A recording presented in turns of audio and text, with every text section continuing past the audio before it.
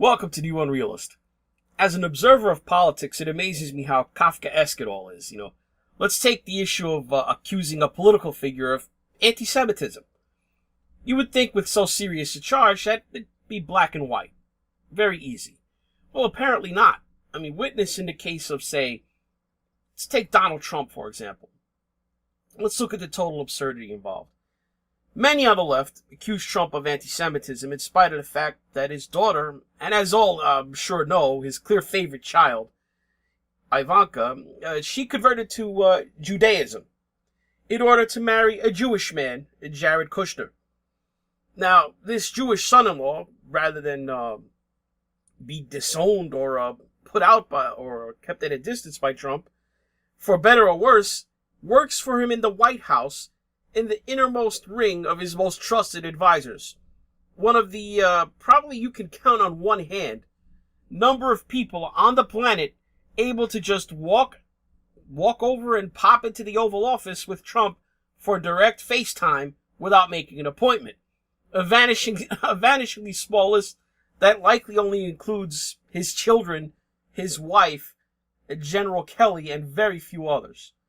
But no, that's not enough for Trump's political rivals, so neither is apparently the genuine friendship that Trump seems to enjoy with the longest-serving prime minister in the history of the Jewish state and homeland of Israel, Benjamin Netanyahu.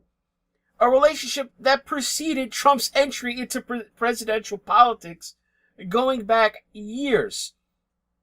The president who currently enjoys the greatest relationship with Israel than any other president since its founding in the 1940s, including President Truman, who was the first head of state to recognize Israel as a country. Trump goes down in history as the president who officially recognized Jerusalem as the capital of Israel and moved the U.S. Embassy from Tel Aviv to Jerusalem. Something that so far every president before him resisted doing. The state of Israel has even named a plaza in Jerusalem near the U.S. Embassy after Trump, the only president ever to have a street location named for him in the Jewish capital. Some in the religious Jewish community of Israel say they believe Donald Trump is the president who was promised, apparently, who will be responsible for restoring control over their holy sites, such as the Temple Mount, to Jewish control.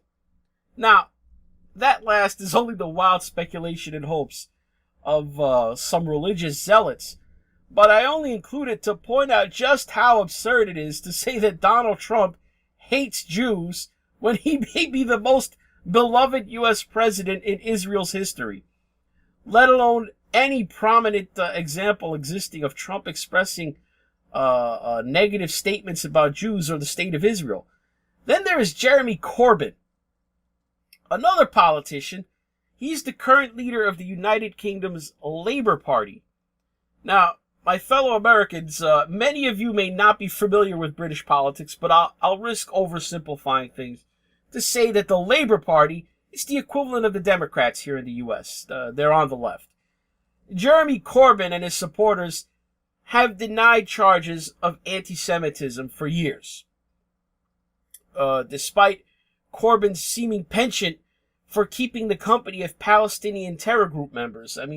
Recently, a specific incident has come up that seems to finally have broken through the circled wagons of Labour Party denial. Corbyn denied for weeks that he was involved with a ceremony back in 2014 honoring and paying tribute to the Palestinian terrorists who murdered Jewish athletes at the 1972 Olympics in Munich. The problem now is that a photo exists of Corbyn holding a wreath while standing there before the graves of the Palestinian terrorists. Corbyn was forced to admit that, yes, he was at the ceremony holding the wreath. Now, Corbyn said that he was present. He had to change his story to say that he was present, but somehow not involved in the wreath laying for the Munich terrorists. So, he's holding the wreath on one side, while a current member of a Palestinian terrorist group holds the other side of the wreath. They're standing before the plaque commemorating the graves of the dead terrorists, and somehow he's not involved with the wreath laying? I mean, the problem is that, if you don't believe your lying eyes, that when this issue came up last year, he answered that he did participate in the wreath laying. I was in Tunisia at a Palestinian conference, and I spoke at that Palestinian conference, and I laid a wreath to all those that had died in the air attack that took place on Tunis, on the headquarters of the Palestinians' organisations there, and I was accompanied by very many other people who were at a conference searching for peace. You weren't honouring that person? No, I was absolutely not. Who was searching for peace in the Middle East. The only way we achieve peace, is by bringing people together and talking to them. That was the whole point of that conference. That's been, frankly, the whole point of my life. Jeremy Corbyn laid a wreath at the resting place of the PLO Black September terrorists who murdered Israel's athletes at the 1972 Munich Olympic Games. Yet somehow, Jeremy Corbyn, unlike Donald Trump, was afforded every excuse, every alibi, and benefit of the doubt on this.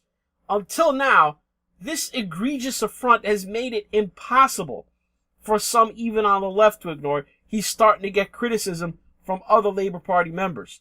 Now, so long as the Labour Party is led by Jeremy Corbyn, they're being led by a man who honors those who murdered Jews in cold blood because they were Jews. That's not a dog whistle. Jeremy Corbyn, by laying that wreath, was practically turning on the bat signal and showing what he was all about. That's all for this New Unrealist. Like the video, comment, subscribe to the channel both on YouTube and BitChute if that's where you're watching. Hit that notification bell if you're on YouTube. Keep up with new content. If you want to go the extra mile, support the channel directly, follow the link below to Patreon, and have a go. Thanks for watching.